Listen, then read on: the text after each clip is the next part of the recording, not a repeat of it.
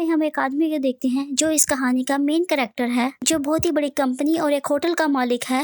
लेकिन उसे खाना पीना बहुत पसंद है। वो डिफरेंट होटल में जाकर खाने की हर एक डिश को खाता था। कई साल गुजर चुके थे लेकिन उसे आज तक अपनी पसंद का खाना किसी होटल में नहीं मिला था।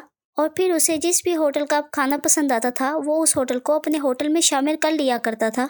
आज वो एक खाना बड़े मज़े से खा रहा था एक होटल में बैठा।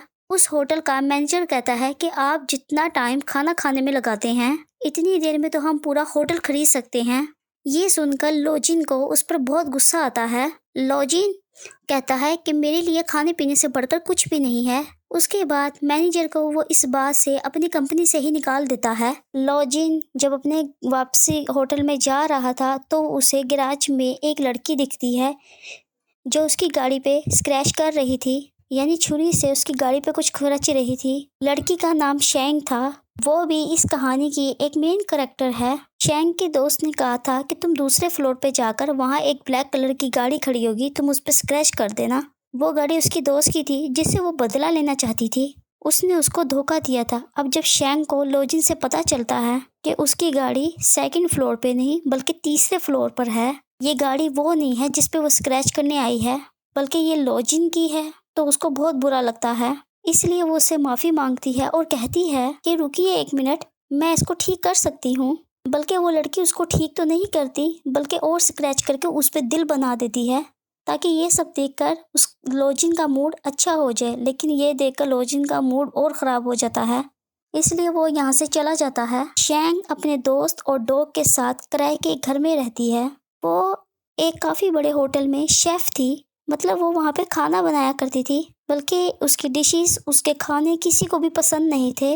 वो हमेशा पुराने और आम खाने ही बनाया करती थी। शेंग अपने होटल के मैनेजर को पसंद करती थी। मैनेजर भी एक ऐसा दिखावा करता है कि जैसे वो भी उससे प्यार करता है। जब शेंग उसको कहती है कि हमें अपनी बात को आगे लेके जाना चाहिए, हम दोनों को शादी कर लेनी चाहिए, तो मैनेजर इसके लिए साफ साफ इनकार कर देता है और कहता है कि मुझे तुम जैसी सूखी और कमज़ोर लड़कियां पसंद नहीं हैं, मुझे अच्छी और अच्छी सेहत वाली लड़कियां पसंद हैं। कहता है सॉरी, मैं तुमसे शादी नहीं कर सकता। ये सुनकर शेंग का दिल टूट जाता है। उसके बाद लोजिन उसी होटल में आता है जहाँ की शिफ शेंग थी। होटल के वर्कर्स को पता था कि लोजिन एक बहुत बड़े होटल का मालिक है। अगर उसे यहाँ का माहौल और खाना पसंद आ गया तो वो इस होटल को भी अपने साथ शामिल कर लेगा। इसलिए इस होटल के सारे वर्कर्स उसके आगे पीछे घूमने लगते हैं। लोजिन अपने साथी और वर्कर्स के साथ इस पूरे होटल को चेक करता है। इस होटल का सीनियर शेफ लोगो इस होटल की सबसे मशहूर डिश लोजिन के सामने पेश करता है। लोजिन को वो डिश ज़रा भी पसंद नहीं आती और फ़ौरन उसे बाहर निकाल कर फेंक देता है। उसके बाद शेफ एक के बाद एक डिश ला कर लोजिन के सामने पेश करते हैं, लेकिन उसके बाद उसको एक भी चीज़ पसंद नहीं आती। उसके बाद मैनेजर शेंग के पास जाकर कहता है, क्या तुम एक ऐसी चीज़ बना सकती हो कि जो इस लोजिन को पसंद आ सके? उस पर उसका सीनियर शेफ कहता है कि ये तो सलाद तक नहीं बना सकती, खाना का ये खाक बनाएगी। जिसके बाद शेंग वहाँ पे हर एक खाने के पड़े हुए को सूंघने लगती है। सूंघने के बाद एक नई डिश तैयार करने में लग जाती है। सोच समझकर आखिरकार वो एक डिश बना ही लेती है, बल्कि वो ये नहीं जानती थी कि वो डिश जिसके लिए बना रही है वो कोई और नहीं, वो ही लोजिन है जिसकी गाड़ी पे ये स्क्रैच डाल रही थी। जैसे ही लोजिन उस डिश को खाता है तो एकदम हैरान रह जाता है क्योंकि उसे ये डिश बेहद पसंद आती है। इसलिए वो खुद भी एक काफ़ी अच्छा शेफ़ था, इसलिए खाने में उसे हर वो चीज़ महसूस हो जाती है जो शेंग ने उसमें डाली थी। वो बड़े मज़े से उस डिश को खाकर ख़त्म कर देता है। उसको वो खाना इतना अच्छा लगा था कि वो उंगली चाटता रह जाता है। वहाँ पर सारे वर्कर, मैनेजर, बल्कि सीनियर शेफ़ भी शेंग की डिश की तारीफ़ करते हैं और उसकी हौसला अफजाई करते हुए खूब तालियां बजाते हैं। अब लोजिन अपने साथी को कहता है कि मेरी सारी की सारी मीटिंग को कैंसिल कर दो, मुझे खाने के लिए अब किसी से भी नहीं मिलना, अब मैं यहीं पे रहूँगा और यहीं का खाना खाऊंगा। अब शेंग को दिखाया जाता है जो काफ़ी दुखी नज़र आ रही थी क्योंकि आज मैनेजर से उसका रिश्ता ख़त्म हो गया था। वो काफ़ी शराब पी जाती है। वो होटल की छत पे भी जाकर खूब शराब पी लेती है। उसको इतना नशा हो गया था कि वो वहीं बालकनी में गिर जाती है। इतनी देर में लोजिन वहाँ आ जाता है और उसको कहता है कि तुम मेरी बालकनी में क्या कर रही हो, ठहरो मैं ज़रा पुलिस को बुलाता हूँ। क्योंकि शेंग बहुत ज़्यादा नशे में थी, इसीलिए वो लॉजिन का पैर पकड़ लेती है और उसको मैनेजर समझकर कहती है कि तुमने मुझसे शादी क्यों नहीं की? क्या मैं तुम्हें इतनी बदसूरत दिखती हूँ? क्या मैं ज़रा सी भी प्यारी नहीं हूँ? शेंग नशे की हालत में वहीं पर सो जाती है। लॉजिन उसको सबक सिखाने के लिए एक सूटकेस में बंद कर देता है और उसको अपने साथ ले जाकर लिफ्ट में उसको वहीं छोड़ देता है। जब होटल के वर्कर्स ये देखते हैं कि शेंग सूटकेस में बंद है, तो वो काफ़ी घबराते हुए चिल्लाने लगते हैं और ये समझने लगते हैं कि लॉजिन ने शेंग के साथ बदतमीजी की है। इसलिए वो पुलिस को कॉल करते हैं और तब पुलिस आकर लॉजिन को पकड़ लेती है और उसको जेल पे डाल देती है। उसके बाद लॉजिन का साथी और शेंग की दोस्त वहाँ पर आकर लॉजिन की ज़मानत करवा देते हैं। शेंग की दोस्त लॉजिन को कहती है कि इसने आपके साथ जो भी सलूक किया मैं उसकी माफ़ी आपसे मांगती हूँ। जब जैसे ही वो दोनों यहाँ से जाने लगते हैं तो शेंग उससे कहती है कि आप यहाँ से हट जाइए, आप एक गंदी जगह पे खड़े हैं, वहाँ एक गंदी चीज़ पड़ी हुई है। तभी वहाँ पर लॉजिन का साथी वहाँ पर गाड़ी लेकर आता है। वो अपना जूता वहीं फेंक कर गाड़ी में बैठ जाता है और फ़ौरन यहाँ से चले जाते हैं। ये चीज़ देखकर दोनों लड़कियाँ हंसने लगती हैं और अगले दिन शेंग होटल के पेड़ से एक बच्चे की छतरी उतारने जाती है, जो किसी शरारती बच्चे ने शहद की मक्खियों के छत्ते में फंसा दी थी। ऐसा करने से शहद की मक्खियाँ अपने छत्ते से उड़कर सब पर हमला कर देती हैं। ये देखकर सारे बच्चे और शेंग वहाँ से भाग जाते हैं। वो सारी मक्खियाँ लॉजिन को काट लेती हैं, क्योंकि वो भी उसी वक्त वहाँ से गुजर रहा था। वो उनको काट कर उनका पूरा चेहरा सुझा देते हैं। इसलिए शेंग वहाँ पर आकर एक बार फिर से लॉजिन से अपोलोजाइज करती है। फिर लॉजिन अपने साथी को कहता है कि इसके हाथ पर फ़ौरन से घड़ी बांध दो, क्योंकि ये जब मेरे पास आसपास होती है तब मेरे ऊपर कोई मुसीबत आती है या ये खुद ही मेरे लिए ख़तरा बन जाती है, और अगली बार ये मेरे करीब आएगी तो एक अलार्म बज जाएगा और फिर मैं इससे चुकन्ना हो जाऊंगा और इससे कहीं दूर चला जाऊंगा। बल्कि अभी तक लॉजिन नहीं जानता था कि जिसके खानों का वो दीवाना है वो कोई और नहीं बल्कि शेंग ही है। वो इसके लिए मनपसंद खाने बनाती है, ताकि शेंग को ये बात पता नहीं थी जिसकी डिश का वो सबसे बड़ा दीवाना हुआ है वो कोई और नहीं बल्कि शेंग ही है। लॉजिन अभी होटल में रह रहा था, इसलिए वो थोड़ी देर के बाद कोई ना कोई उसको डिश बनाने का कहता था, जिसको शेंग बना कर उसके लिए भेजती थी। वो एक के बाद एक न्यू डिश बनाकर लो के पास भिजवा दिया करती थी, जिन्हें लो बड़े शौक से और चाव से खाया करती थी। अब उसके बाद होटल का मैनेजर शेंग के पास आकर कहता है, मुझे अब मोटी और सेहतमंद लड़कियां पसंद नहीं हैं, तुम जैसी स्मार्ट पसंद हैं, और मैं भी जिम जाने लगा हूँ। तुम ऐसा करो कि आज रात मेरे साथ तुम मेरे घर चलो, उसके बाद हम शादी कर लेंगे।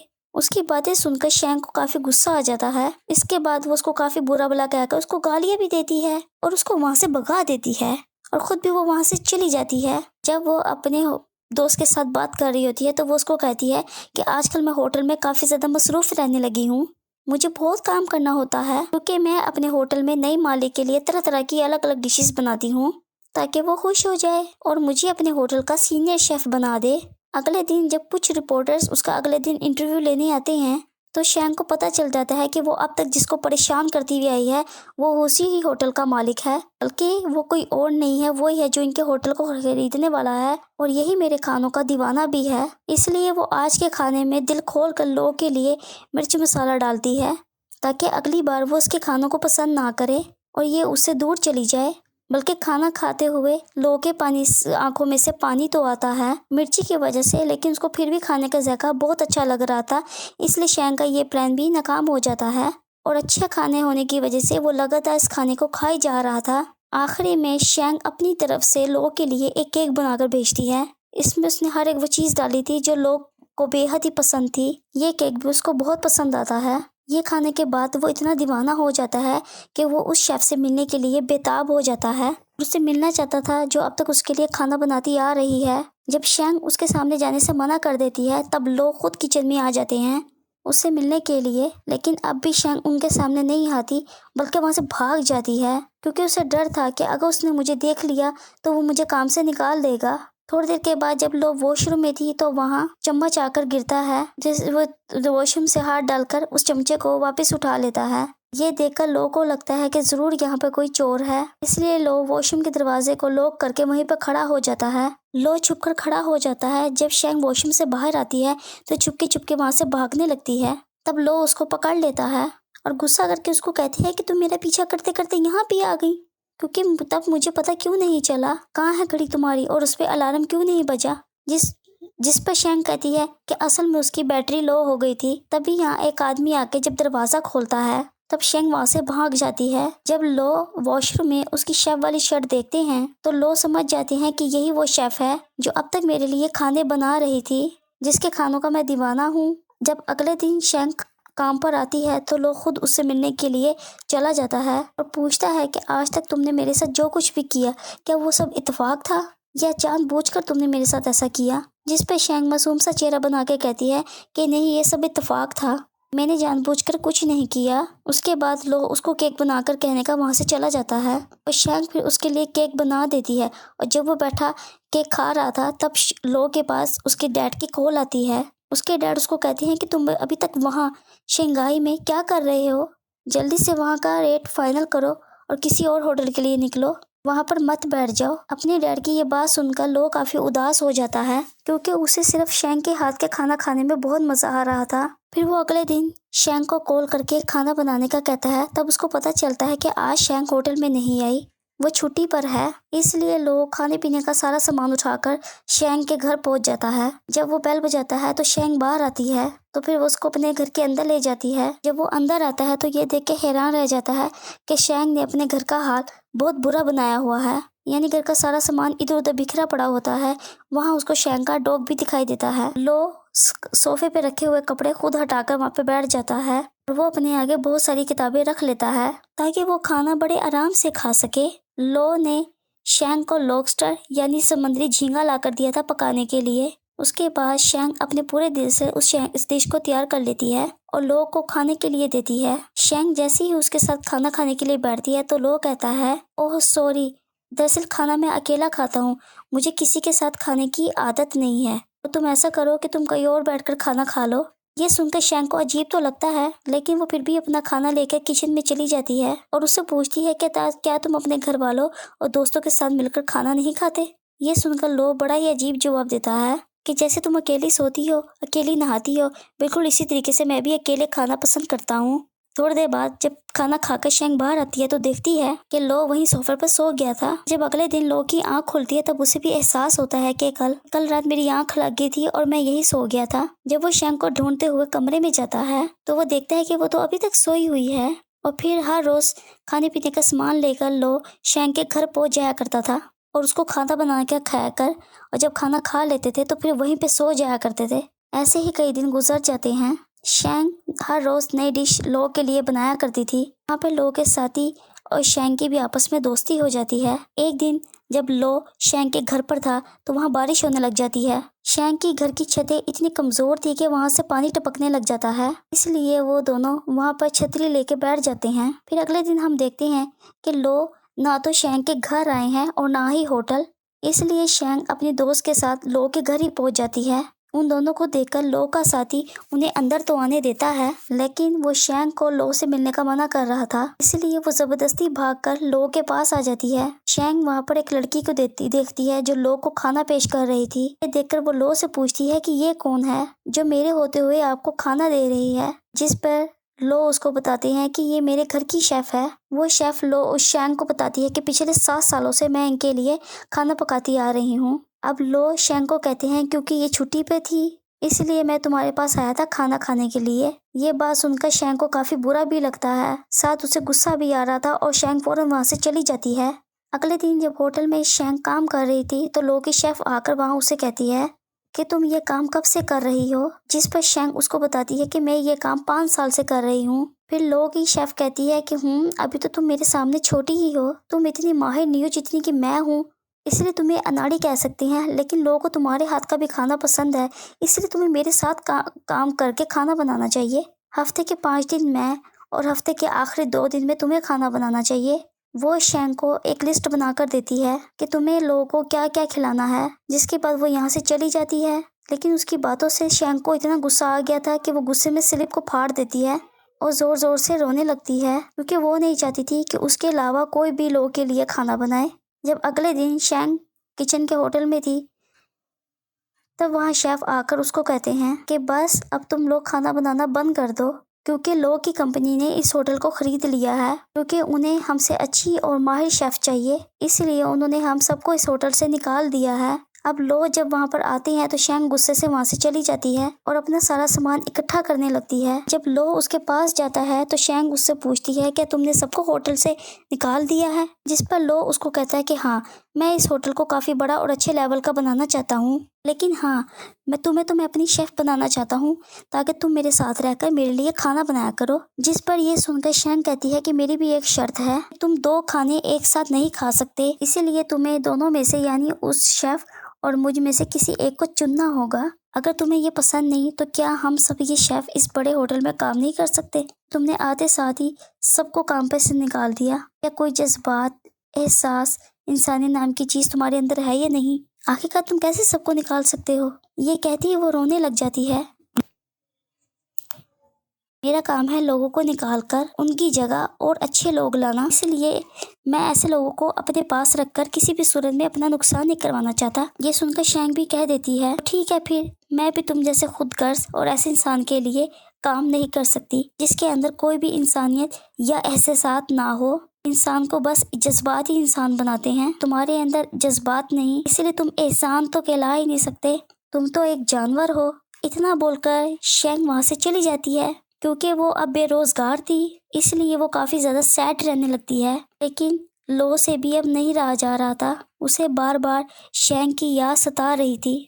उसके बाद लो शंघाई को छोड़कर यूके के लिए रवाना हो जाता है और जब ये बात शैंग को पता चलती है तो वो अपने दोस्त के सामने काफ़ी रोती है और कहती है कि मुझे अफसोस हो रहा है कि लो के साथ मैंने बहुत ज़्यादा बदतमीज़ी की है। वो मुझे बहुत पसंद थे और उनके लिए खाना बनाना भी मुझे बहुत पसंद था कि शायद मैं उनको बता सकती कि मैं उनसे प्यार करती हूँ, वो मुझे अच्छे लगते हैं, बार बार वो मेरे जहन में आ रहे हैं, मैं उनके लिए पागल हूँ। जब लो लंदन पहुँचते हैं तो उनकी शेफ़ उनके लिए खाना लाती है और हमेशा की तरह वो टूट पड़ने के बजाय वो आराम से बैठकर खाना खाने लगता है और ज़्यादा खाना नहीं खा रहे थे बल्कि काफ़ी उदास थे। फिर अगले दिन जब लो डैड से मिलता है तो वो पूछती है कि शंघाई में तुम्हारे साथ ऐसा क्या हुआ कि तुम वहीं रह गए और मैंने तुम्हें कितनी बार कहा था कि डील करके फ़ौरन वापस आ जाओ, वहीं मत बैठे रहा करो। अब उनकी बात का जवाब देते लो कहता है कि डैड कितने दिन हो गए हैं कितने हमने एक साथ मिलकर खाना नहीं खाया, चले आए हम साथ बैठकर खाना खाते हैं। जब वो लोग खाना खा रहे थे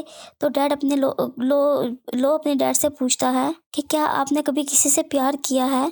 ये सुनकर वो कहते हैं कि हाँ, सबसे ज़्यादा प्यार मैंने तुम्हारी माँ को किया है और अब मैं तुमसे करता हूँ।